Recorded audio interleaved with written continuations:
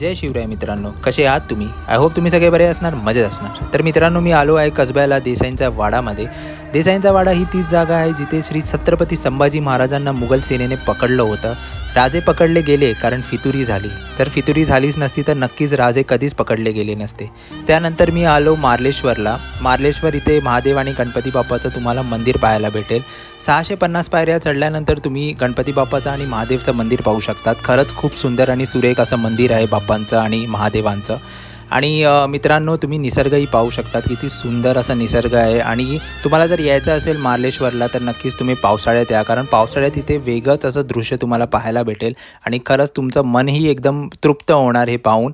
आणि मित्रांनो, खरंच खूप बरं वाटलं इथे येऊन आणि असं वाटलं की मी खरंच कुठे बोलतात ना हेव्हनमध्ये आलो आहे तसंच वाटलं मला. आणि मित्रांनो, ह्याच्यानंतर मी गेलो लोटेश्वरला. लोटेश्वरची व्हिडिओ लवकरच येईल चॅनलवर. स्टे ट्यून राहा तुम्ही. तोपर्यंत टाटा बाय.